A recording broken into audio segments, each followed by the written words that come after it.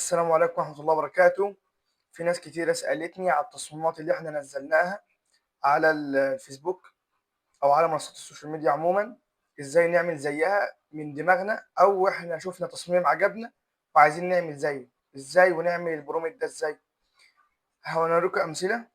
يعني ده تمام، ده واحد منهم اللي احنا نزلناه، وده واحد برضه، وده التالت.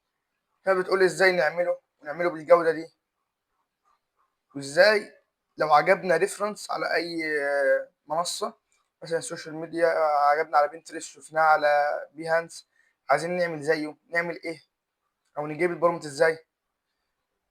الاختصار كله ان انا عملت لكم شات بوت في شات جي بي تي مجاني، هتحط له الريفرنس على طول وهيطلع لك البرومت جاهز، وهيحلله لكل حاجه، من ريتاتش الصوره وتوزيع الاضاءه والشادو والهيكل التصميم ذات نفسه. انت مجرد ما تحط الصوره بس. النهارده عجبني تصميمين، عجبني ده جدا بتاع مستر خالد صقر، عايزين نعمل واحد زيه. فهنعمل ايه؟ هناخد الصورة نحطها في شات جي بي تي، او في الشات اللي انا هحطه لكم في الكومنتات. الصورة بس تحمل وتدوس ارسال، بس كده، ما تكتبش ولا كلمة. البرومت هيطلع لك جاهز، والتحليل بدقة جدا.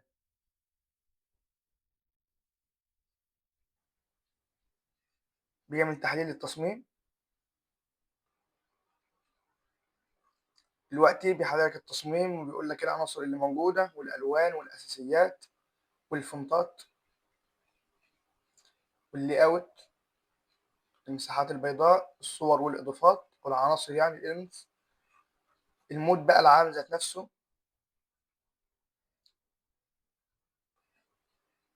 ده بيجيب لك البرومت تلقائي، برومت جاهز كامل متكامل،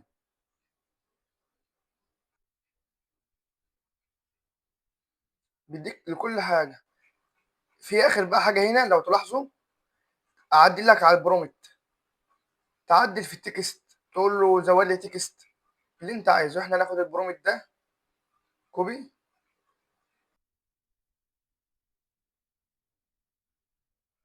ونروح على إلم ارينا او على جوجل جيميناي.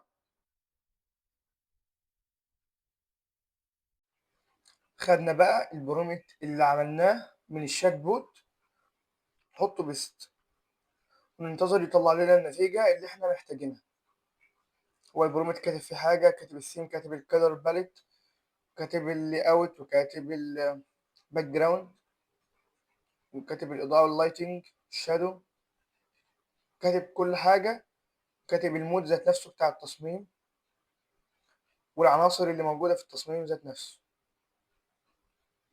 طلع لنا التصميم، نروح نعدل احنا بقى على اي حاجه، اي حاجه احنا محتاجينها نعدل عليها. مثلا نروح نقول له عايزين الشخص يكون رجل، والمقاس مربع، وتكتب محمد خالد مثلا يعني.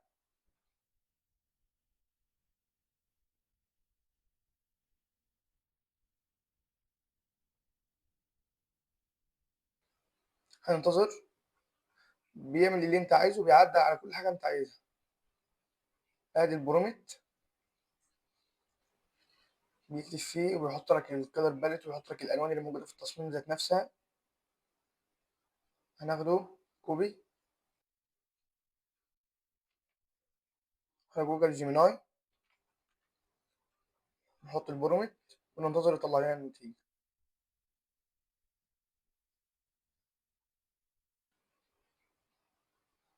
هو ده مش افضل حل ان انت تاخد ريفرنس من اي حد، اللي هو يعني في ناس متفاوته فيه، بيقول لك ده سرقه، بيقول لك طب ما تعمل حاجه انت من فكرك ومن وحي خيالك.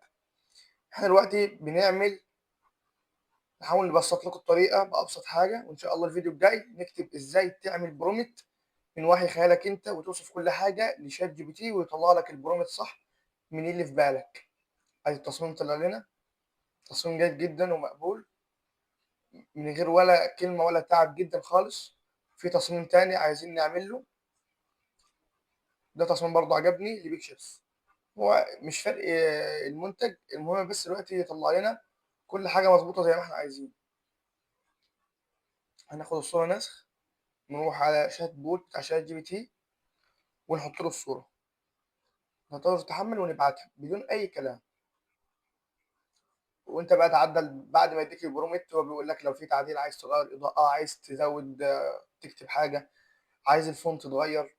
بيسألك على كل حاجة في التصميم، أنت ممكن تكتب له كل حاجة وهو معاك.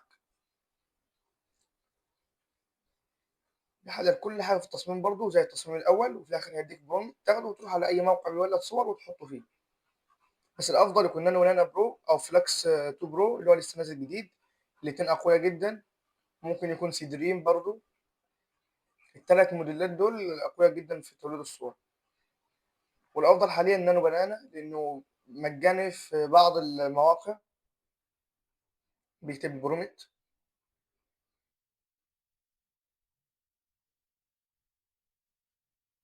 ناخده نسخ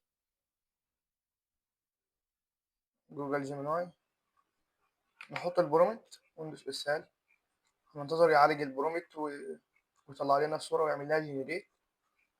كل حاجة سهلة جدا، وأي حاجة وأي حد يقدر يعملها. الشرح من الكمبيوتر أو من اللابتوب بقى أو من الأيباد أو من الموبايل أيا كان. أي حد يقدر ينفذ اللي إحنا بنعمله ده مهما كان اللي بيستخدمه أو الموقع اللي بيستخدمه. ممكن من جيميناي ذات نفسه تاخد البرومت، مش لازم الشات بوت أو مش لازم من حاجة معينة. طلع لنا تصميم زي ما إحنا عايزين، نفس كل حاجة ولكن المنتج متغير.